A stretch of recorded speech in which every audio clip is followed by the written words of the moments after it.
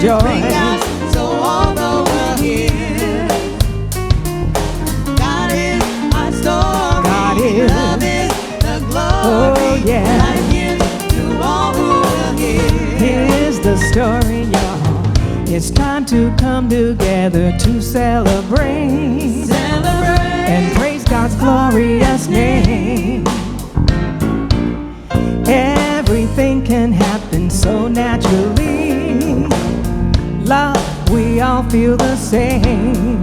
We all feel the same. It's time to focus on what we wanna be. Spread love and peace all around.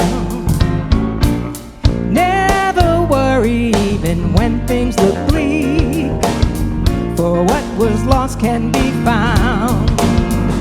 Don't you know? Your voice, Lift up your voice. Praise and rejoice. Praise and rejoice. To all the world hear. The whole world needs to hear. God is our story. That's right. Love is the glory. Oh, yeah. Life gives to all who will hear. Lift up your voice. God is calling. Can you hear God call you? Oh, can you hear God? Your life is waiting for you now. Yes, take that dare. Just as an island is supported by sea, no man exists all alone. Through conscious evolution, God will be found. Oneness and love will abound. It's time to focus on what we want to see. Let love and peace all around. Never worry even when things look bleak, for what was lost can be found.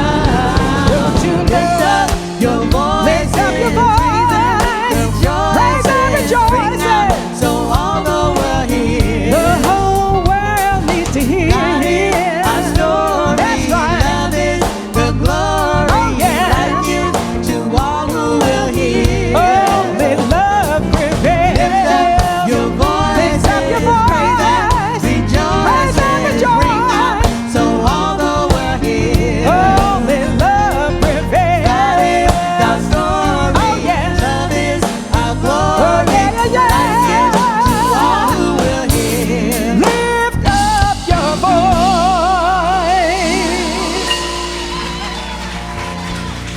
Thank you. Thank you. Thank you.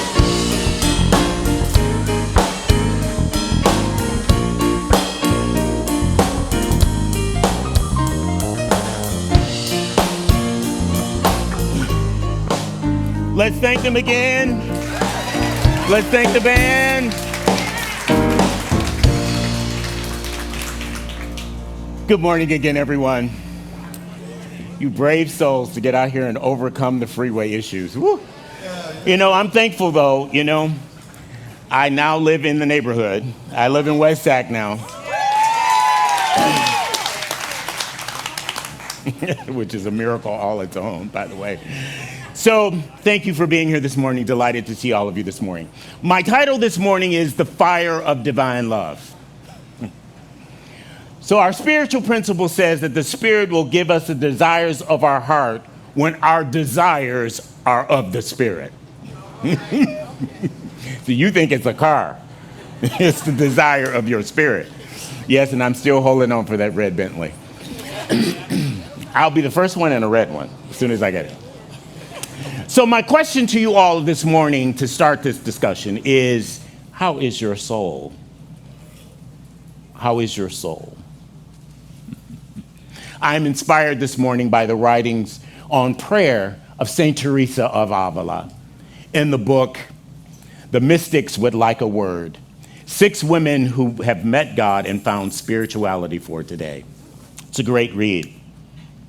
Now, I will tell you, I get inspired by a book, and then I put words in their mouth when I get up here and talk. So don't look for exactly what I'm saying in the book. because more often than not, that's not what you're going to find. In the 1500s, a woman had only two options. Number one was to be married to a no-good man, or number two, to be a nun. Now, how would you like those two options? So becoming a nun, though, was very liberating for women. See, we think about it the way the world is now, but this is 1500.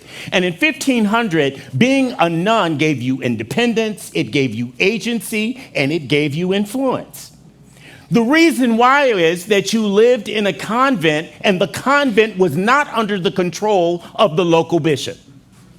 The local bishop was not in control. The orders actually reported directly to Rome. And so the Pope was in Rome. So Teresa was in Spain. She could do whatever the hell she wanted. I used to work for the nuns in Oregon. Woo, those girls. I'm telling you, they were as radical as they could be. The bishop was always mad at them about something, and they always said, you have no control over us, because we report directly to Rome. So being a nun at this time was actually an independent thing. So Teresa comes, and she is a reformer, and she starts 17 convents in her life. So you have to think of it this way. She started 17 small businesses in 1500. See, the Spirit can guide you and lead you that you overcome circumstances regardless to what those circumstances are. We read backwards as if people were in the circumstances and the situations that we are in today. And the situation was different, and she chose to overcome it just like we have to choose to overcome it every day. 17 small businesses. And she writes that everyone has an interior castle. And this castle is lit by the fire of the divine. So God meets us in our soul. This is where we meet. This is the castle that God dwells in within us. So when we speak of God or the Spirit, we're talking about heart and head. Heart and head. A lot of people talk about God's head. I was not going to say that way. It almost came out, though. But as opposed to the heart.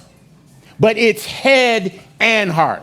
So the castle is the place where the fire of God dwells. And God meets us in this particular place. So Ernest Holmes writes and puts it this way. He says, the perception of wholeness is the consciousness of healing. If you want to become whole, it's through the perception of wholeness. This is where it gets good. The mold that we create with the intellect is necessary, but it is the realization which catches fire from heaven, which must be just like heaven. See, the fire comes from heaven, or the heavenly place that dwells within us all. She is talking about mystical prayer. Now, St. Teresa, if you're not familiar with her name, you hear people talk about God has the only feet God has are yours, the only hands God has are yours, the only eyes that God has are yours. This was written by St. Teresa in 1500. So she writes that each one of us has a soul, but we have forgot to value it. We don't remember that we are creatures made in the image of God. We don't understand the great secrets hidden within us. We think about the secrets that are in our head, which is the stuff that we did, and we hope we don't get caught. But there are secrets that the Spirit hides in all of us that if we tap into that place, you will get guidance and understanding, and you will get answers to the questions that you have in life. So Teresa invites us. She invites us to come and to desire a blessing that is indescribable. This place where the castle of the divine dwells within our soul, and it transforms our life.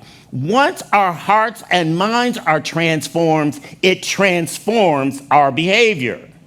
We will act differently. You will care about social justice once you are transformed.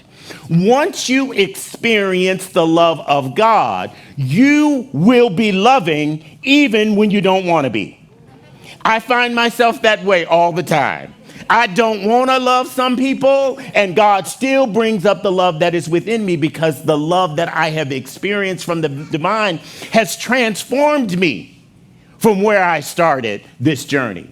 So once we are transformed to the awareness that is in all of us of this divine place, this is where we have true realization. Her message is that we can pursue these stages of prayer, the 4 stages of prayer that connects us to the divine. So most of us reach one level of prayer and we enjoy it and we stay there, rather than understanding that good is good, but excellent is better, and there is a deeper, more excellent place by which for us to dwell. Our soul is the garden of the divine. So where do we experience this garden? In spiritual mind treatment, it is at the point of realization. Spiritual mind treatment says we recognize all that God is and we unify with what God is because all that exists within God. So God is and therefore I am. And because I am, therefore I can speak a word to manifest with the authority, the power of attorney that the divine has given me. If you have the power of the divine, you get to make the decision about how you are going to act. But you have been given it by the divine if you choose to use your liberty. So she gives us 4 stages of prayer, or as she says, 4 ways to water the garden. The first is devotional meditation. Now, most of us at this point talk more than we listen.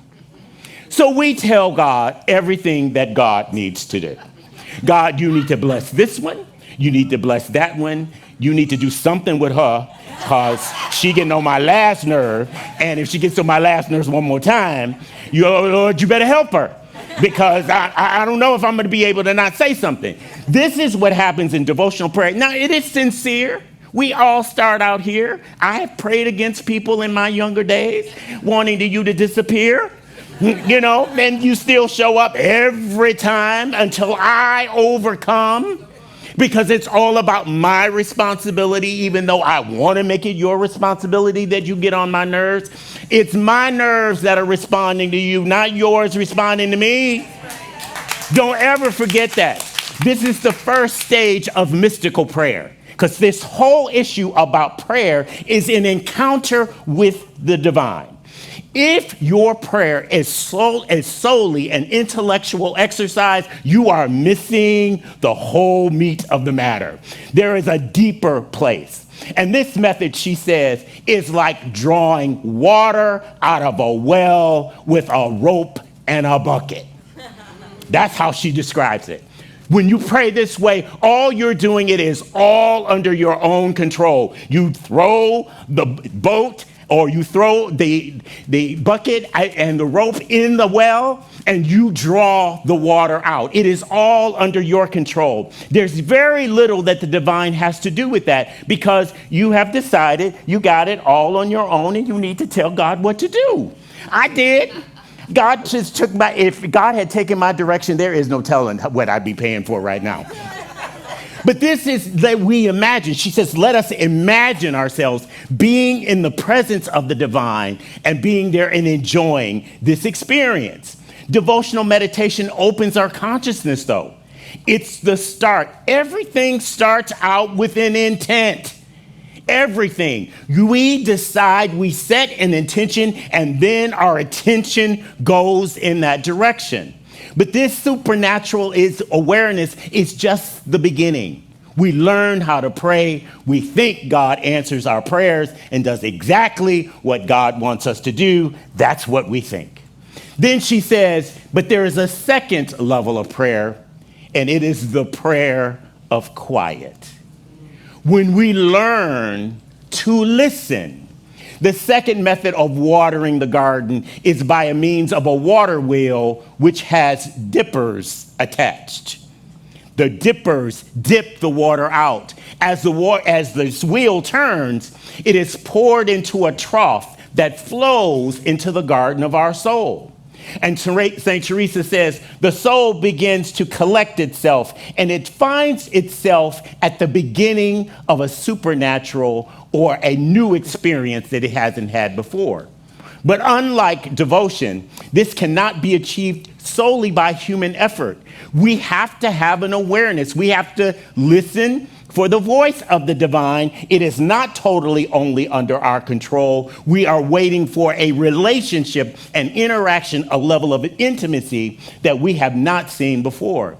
Your faculties are there. You have all the ability to make every decision. You may look like holy and your eyes are closed and your arms are up in your head, but you can hear everything that's going on. You know everything that's going on. That's just the prayer of quiet. It is intense. Sometimes speaking is difficult, though.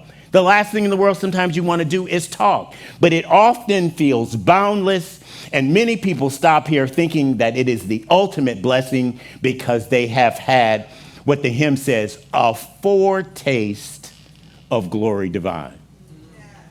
A foretaste, a prelude to something that is coming. And then there's the third level of prayer, which is union. This third type of watering the garden is by irrigation, by a stream running through the ground. So the stream of the divine runs through our soul. As we get deeper in prayer, closer in connection, the stream does follow. It's not that you have to cast something to get, it just flows through you. It doesn't require any human effort at all, other than to allow it to be so, to be aware that it exists. Prayer at this stage is absolutely mystical. That is, the faculties are all centered in the divine. She says, this kind of prayer is quite definitely a union of the entire soul with God. It is a complete, sustained union of the entire soul with the divine. We experience profound pleasure here, sweetness, and the delight that surpasses our understanding often. This is what the old folks call the new wine, the spiritual fermentation of actually being intoxicated with the Spirit. The soul experiences this intense experience. It is abundant, and it is serene closeness with God. And we know that it is an intimate experience that we cannot create our own. The Spirit has brought itself and flows through us. Then the fourth level of prayer, which is she called rapture or ecstasy. And this fourth method is watering the garden by rainfall. You have absolutely no control over the rainfall. You can pray all you want to for the weather to change. The weather doesn't change because you pray.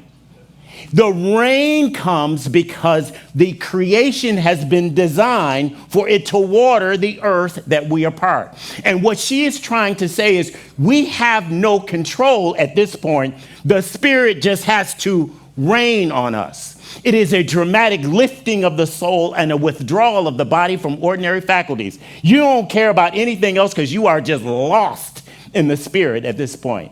Perception, hearing, and even movement may be diminished. You may just not even want to do anything, but just be in the place of rapture.